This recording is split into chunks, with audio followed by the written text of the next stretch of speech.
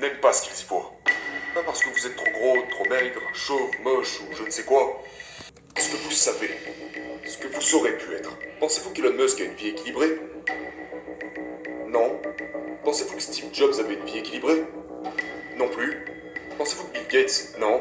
Henry Ford? Non. Donc, si aucune de ces personnes qui ont créé toute la richesse du monde n'avait de vie équilibrée, pourquoi pensez-vous que vous devriez en avoir une? Pourquoi?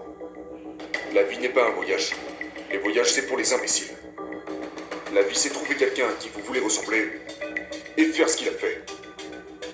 Montrez-moi vos amis, je vous montrerai votre futur. Quand vous étiez jeune, quel était votre rêve? Eh bien, quand j'étais au collège, moi était de me garder en vie. En vie. Que je ne meure pas jusqu'à ce que j'atteigne l'âge de la raison. Il ne savait pas si ça serait 20 ans, 30 ans, 40 ans ou jamais. Et je n'avais pas vraiment d'objectif à part celui de rester en vie parce que j'ai eu beaucoup de problèmes.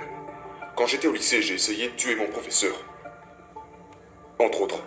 Donc j'ai été expulsé, non pas de l'école, mais du district. Ils m'ont interdit d'intégrer une autre école de tout le district. Et j'ai aussi été arrêté, je suis allé en prison 5-6 fois. Ensuite je suis rentré dans l'armée, ce qui m'a corrigé et a fait de moi un homme. Et votre père était un policier? Mon père était un policier haut gradé, très sévère. Très sévère. Très sévère. Et qu'avez-vous appris de lui? Oh, eh bien, j'ai appris la discipline, la concentration, l'honnêteté. Donc vous n'aviez aucun rêve quand vous étiez jeune. Alors qu'avez-vous fait après l'école? J'ai eu des ennuis. Un peu comme nous tous. J'ai eu des ennuis et j'ai fait des choses horribles. J'ai eu des bagarres, j'ai frappé des gens, blessé des gens. J'étais très bon à ça. Mais par la grâce de Dieu, j'ai vécu. Ensuite, je suis entré dans l'armée. J'ai signé en tant que soldat. Et puis, 4 ans plus tard, j'étais officier. Je devais recevoir un prix dans l'armée. Et un général 2 étoiles est venu épingler quelque chose sur ma poitrine. Et il m'a dit, tu sais, si tu étais dans le monde réel, Danny, c'est comme ça qu'on m'appelait là-bas. Tu pourrais probablement devenir riche. Et une ampoule s'est allumée au-dessus de ma tête. Je n'y avais jamais pensé avant. Je ne savais même pas combien de zéros il y avait dans 1 million de dollars. À part qu'à peu près à la même période, l'un des autres jeunes officiers avait hérité à l'époque de 1,4 million de dollars. Et je me souviens qu'il payait toujours toutes les tournées au club des officiers. Et un jour j'ai demandé pourquoi John nous paye toujours à boire. Et on m'avait répondu qu'il venait d'hériter d'1 million de dollars. Alors j'ai dit, écris-le pour moi. J'avais 22 ans. Et j'ai vu ce gars écrire tous ces zéros après le 1. Je ne savais pas combien de zéros avait 1 million. Et puis ce général me dit que si je sortais dans le monde réel, je pourrais probablement gagner beaucoup d'argent. Alors, en l'espace d'une semaine, j'ai pris des mesures. J'ai annulé mon contrat, parce que je venais de signer des papiers mentionnant que je m'engageais à être un militaire permanent. Donc je l'ai annulé. Je suis sorti 5 à 6 mois plus tard. Ensuite je suis revenu. Je suis retourné à l'école où j'ai dû obtenir une autorisation spéciale, parce que j'avais déjà échoué 3 fois, à l'université. Et puis j'ai finalement obtenu mon diplôme avec les honneurs. Et j'étais déterminé à me rendre là où l'action se trouvait. Et l'action à cette époque, ça se passait à Wall Street. Et j'étais vraiment bon dans ce domaine. Premièrement, j'étais un bon vendeur. Deuxièmement, j'avais appris à m'exprimer correctement. J'avais déjà confiance en moi. J'avais une forte estime de soi, donc c'est une excellente combinaison pour un banquier d'investissement au début des années 70. Qu'est-ce que l'estime de soi? L'estime de soi, c'est ce que la plupart de vos parents ne vous ont pas donné. C'est une forme de confiance en soi. C'est une forme de conscience de soi. Mais la chose la plus importante à mon avis, c'est que nous sommes mis sur Terre pour procréer, pour faire perdurer l'espèce humaine. N'est-ce pas?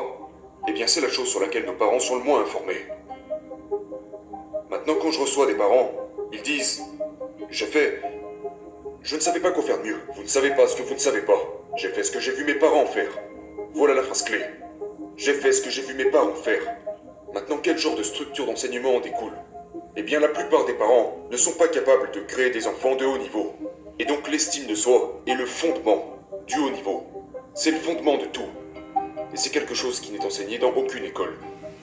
Donc, que pouvons-nous faire pour renforcer notre confiance et notre estime de soi? Vous changez vos fréquentations. Montrez-moi vos amis, je vous montrerai votre futur. Montrez-moi vos amis et je vous montrerai votre futur. Le plus gros de l'estime de soi se construit dans les 7 à 8 premières années d'une vie.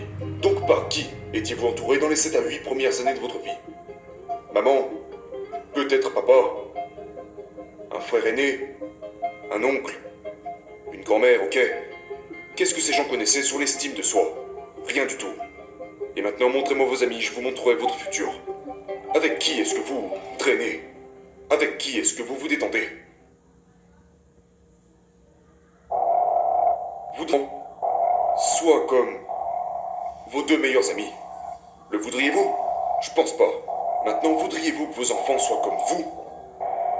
Je pense pas non plus. Alors pourquoi ne faites-vous pas ce qu'il faut pour?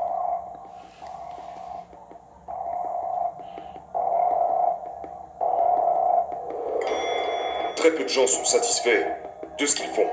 Et si vous voulez développer votre estime de soi, traitez avec des gens qui ont une haute estime de soi. Vous n'avez qu'une seule occasion pour assurer une bonne première impression. La première impression, c'est à quoi vous ressemblez. La deuxième impression a lieu au moment où vous ouvrez la bouche. La plupart d'entre vous, avec mon plus grand respect, ne savent pas parler correctement. Vous bégayez, vous marmonnez, vous suez. Et je peux continuer encore longtemps, mais je ne fais que décrire la plupart des gens de cette pièce.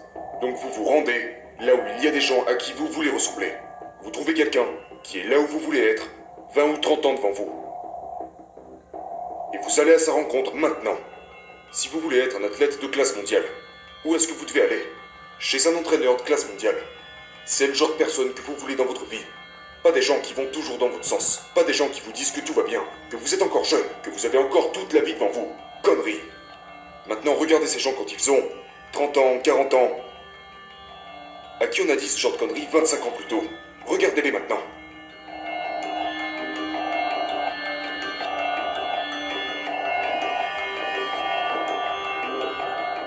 Quelles sont les erreurs courantes que commettent les entrepreneurs quand ils commencent à faire du business, quand ils commencent à réussir? Que font-ils mal? Ils ne se concentrent pas sur le peu qui compte le plus, mais sur le beaucoup qui compte le moins.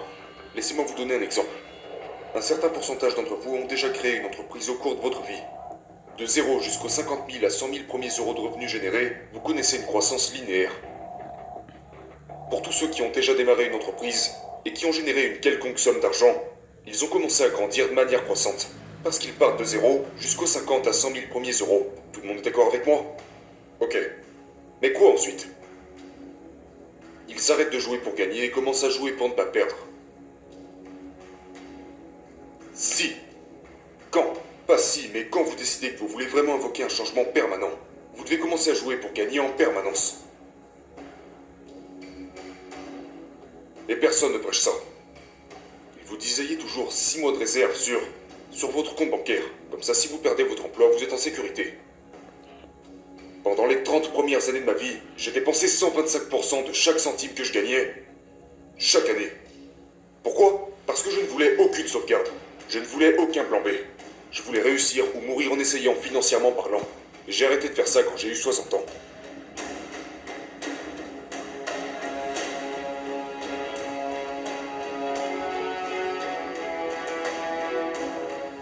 Regardez-vous dans le miroir. La plupart d'entre vous n'aiment pas ce qu'ils y voient. Pas parce que vous êtes. Pas parce que vous êtes trop gros, trop maigre, chauve, moche ou je ne sais quoi. Mais parce que vous savez ce que vous aurez pu être. Nous sommes dans le domaine de la minimisation des regrets.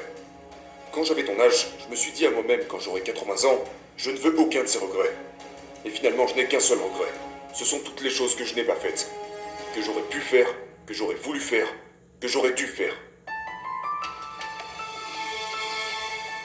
Pensez-vous qu'Elon Musk a une vie équilibrée? Non. Pensez-vous que Steve Jobs avait une vie équilibrée? Non plus. Pensez-vous que Bill Gates? Non. Henry Ford? Non. Donc, si aucune de ces personnes qui ont créé toute la richesse du monde n'avait de vie équilibrée, pourquoi pensez-vous que vous devriez en avoir une? Pourquoi? Parce que vous le méritez? Je pense pas. Vous obtenez ce que vous méritez dans la vie à travers le dur travail. Où est la partie amusante dans votre vie s'il y en a une?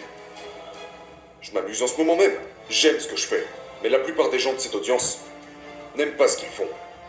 87% des gens sur la planète n'aiment pas ce qu'ils font.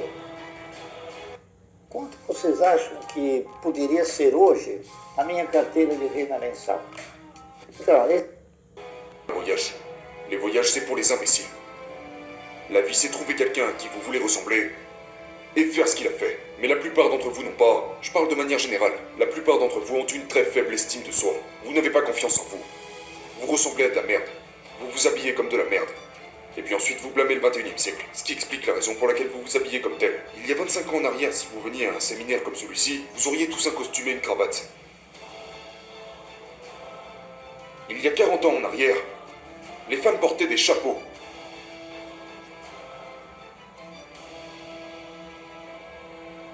C'est mon uniforme. Je ne vais pas dormir comme ça, mais je veux dire, c'est mon uniforme. Et c'est mon uniforme depuis bien longtemps.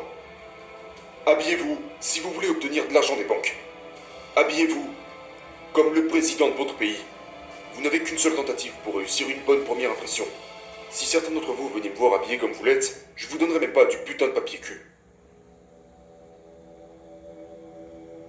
Si quand je quitte cette salle, il reste encore une personne qui m'apprécie, j'ai échoué. Vous comprenez ce que je dis? J'ai échoué. Je ne suis pas là pour être votre ami. Si vous voulez un ami, allez adopter un putain de chien. Je suis ici pour vous traîner jusqu'à la ligne d'arrivée, et ce peu importe ce qu'il en coûte. Et pour ça, personne sur cette planète n'est meilleur que moi. Juste écoutez ça.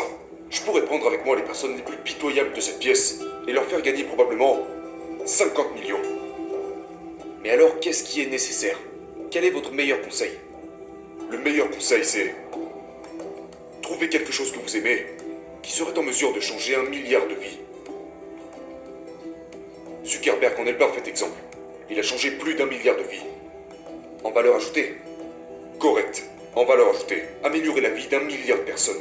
Vous ne changerez peut-être pas la vie d'1 milliard de personnes, mais... admettons que vous changez la vie d'1 milliard de personnes. Alors les chances que vous avez de devenir milliardaire augmenteront proportionnellement à l'impact que vous aurez créé. 5 millions de dollars que 500 000 dollars. Il est plus facile de faire 50 millions que 5 millions. Et il est plus facile de faire 5 milliards que 500 millions. C'est la même paperasse. Mais pour ça, vous devez avoir un grand rêve.